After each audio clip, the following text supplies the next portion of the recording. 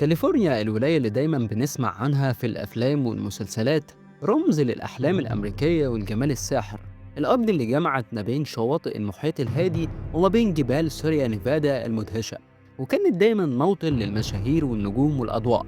ناس كتير بتروح عشان تشوف هوليوود عاصمة السينما العالمية، واللي بتتمشى في شوارع سان فرانسيسكو وتعدي على الجسر الذهبي العظيم. لكن المشهد ده اللي كان مليان حياة وجمال بقى النهارده مليان دخان ورماد ونار مشتعلة. ولاية كاليفورنيا مساحتها حوالي 424 ألف كيلو متر مربع، لكنها مليانة تنوع رهيب: جبال، صحاري، غابات عملاقة زي سيكويا وشواطئ الساحرة على المحيط الهادي.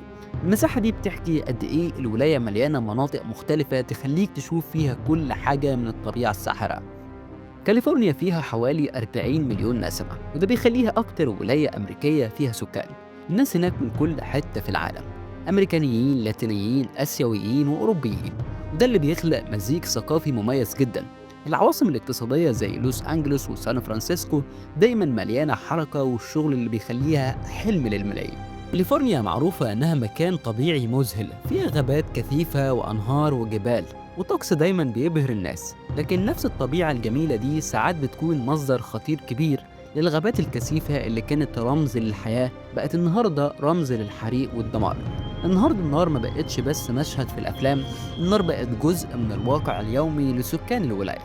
كاليفورنيا كانت معروفة بحرائقها الموسمية، لكن اللي بيحصل دلوقتي مختلف تماما. من يومين بس اندلع حريق ضخم ضرب مناطق كتير في الولاية ودمر آلاف الفدادين من الغابات. المنازل احترقت والشوارع اتملت دخان، والسما بقى لونها برتقالي وكأنها لوحة مرعبة. السبب مزيج ما بين الجفاف المستمر بقاله سنين والحرارة العالية وأرياح سانتا أنا اللي بتشعل النيران أكتر وأكتر. الناس اللي كانت بتعيش في مناطق هادية وراقية في كاليفورنيا النهاردة بتعيش كوابيس حقيقية.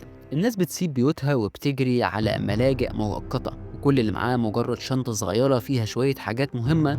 أصحاب الأحلام اللي كانوا بييجوا عشان يعيشوا في ولاية المشاهير النهاردة بقوا ضحايا للكارثة الطبيعية اللي مش بتفرق ما بين غني وفقير. الحرائق دي ما بتدمرش بس الأشجار والغابات، لكنها كمان بتدمر الاقتصاد بقوة. البيوت اللي اتحرقت والشوارع اللي اتقفلت والناس اللي اضطرت تسيب شغلها، كل ده بيكلف مليارات الدولارات. وكاليفورنيا كانت رمز للثراء بقت النهاردة بتحارب عشان توقف الكارثة اللي بتهدد كل حاجة. كاليفورنيا معروفة إنها موطن للنجوم والمشاهير، وناس زي ليوناردو دي كابري وكيم كارداشيان وأليون ماسك عايشين هناك. ولما بتحصل كارثة زي دي الناس بتسأل هل هم بيتأثروا زي الباقيين؟ الإجابة أيوة. كتير من المشاهير اضطروا يسيبوا بيوتهم الفخمة ويهربوا زي أي حد تاني. كاليفورنيا النهاردة بقت رمز للصراع ما بين الإنسان والطبيعة. كارثة الحرائق دي مش بس بتحكي عن الولاية، لكنها كمان بتوجه رسالة للعالم كله إننا لازم نحافظ على الكوكب ونحاول نمنع الكوارث قبل ما تحصل. شكرا لكم.